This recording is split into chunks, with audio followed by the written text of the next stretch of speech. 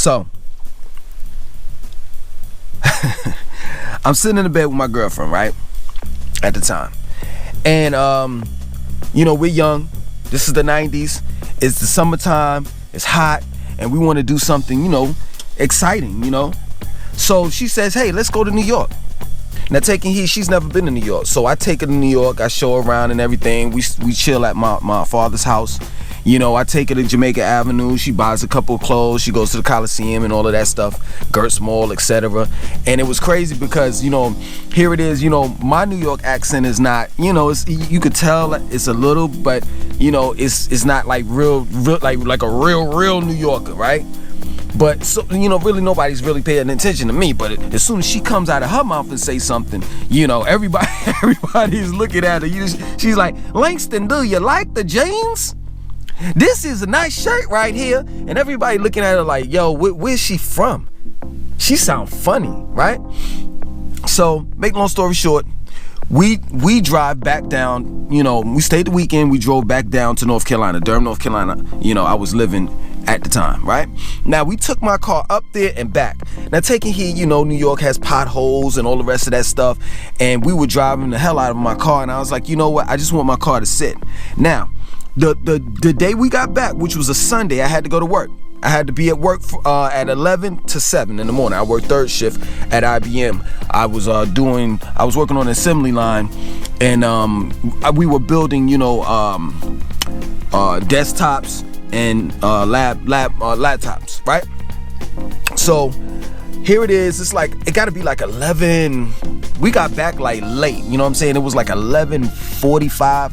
Now it's like I got 15 minutes to get there. Now, taking heed, it's like a 20-minute ride, and plus I really don't have no gas in my car. So I say, hey, listen, can I use your car? And she's like, no, you're not using my car. And I'm like, yo, why is it that I can't use your car? I'm trying to understand this. Listen, I'm late for work, and also on top of that, I don't have any gas in my car. You have gas in your car. She's like, yo, Langston, don't take my car. I'm like, yo, I'm gonna take your car. She's like, Langston, I'm gonna tell you again, do not take my car. Now, she lays down. Of course, I take her keys and I get in her car and drive to work. Now, taking heed, I live on one side of town, which was at that time we stayed like right around Duke University. I had to drive all the way from there to Research Triangle Park, where my job was at, right? So I'm flooring it. It's crazy because it was really nobody out there. There's no cops. I'm doing like 70 and a 55. I get off the highway and I go down the street. I forgot the name of it. The speed limit is 35, and I'm flooring it, right? I take heed. I don't have no seatbelt on. I mean, I'm young. I don't care about none of that stuff, right? I floor it, right? And before I can come to a complete stop, before I can even really realize that there's a truck and like dead in the middle of the street, boom, I hit it, right?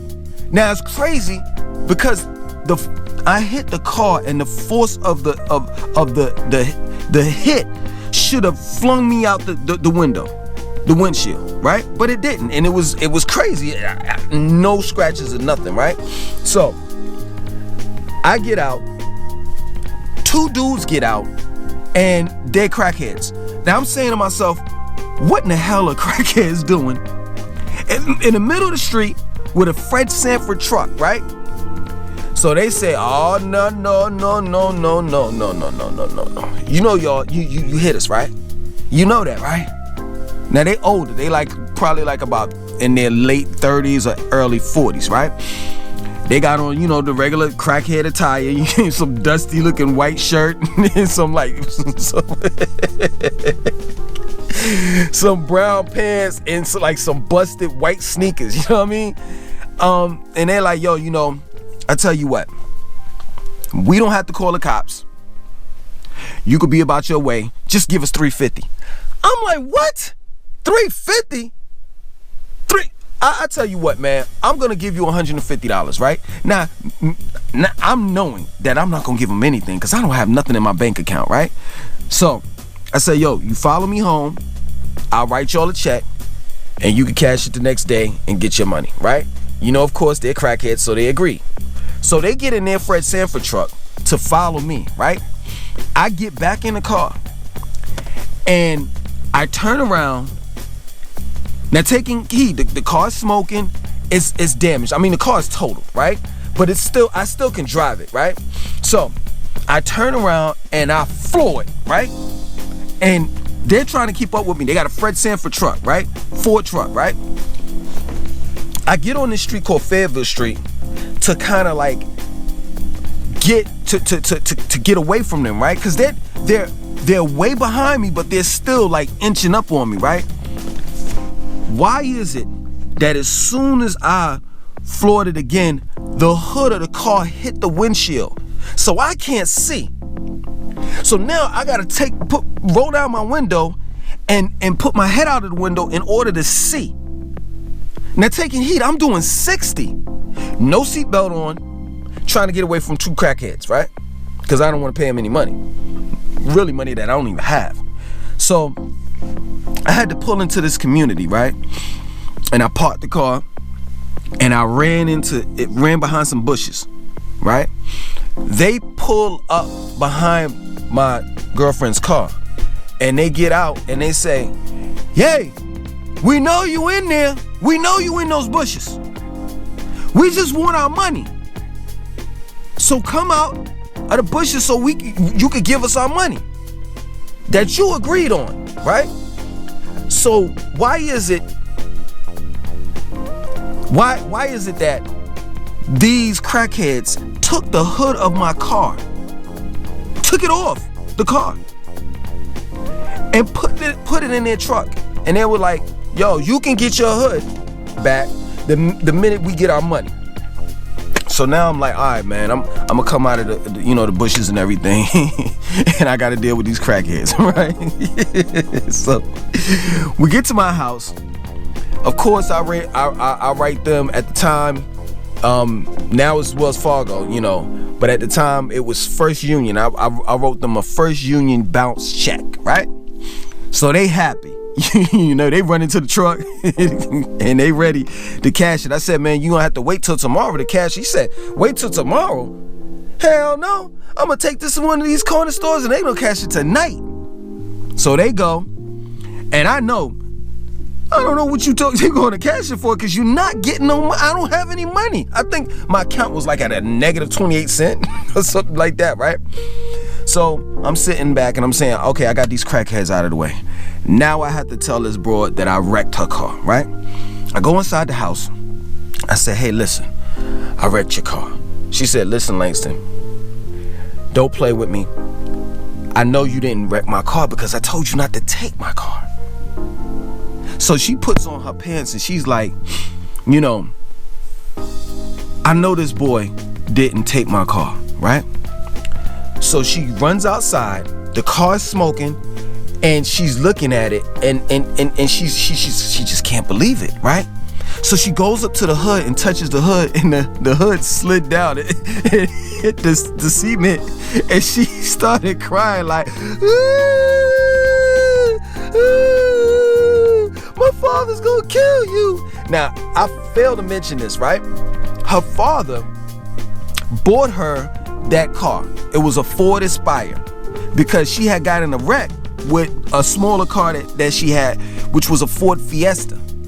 So he paid for the car. I think the car was like $6,000 or something like that. It was a fairly new and nice car, right? She's saying, "My father's gonna kill you. Why'd you do this?" And I'm trying to, somehow pick up the pieces. I know I done messed up, right?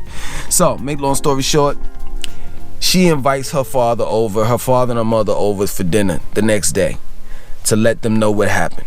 So both of them are looking at me with the stiff face like, "You know what? I don't even like you in the first place. I know you screwing my daughter."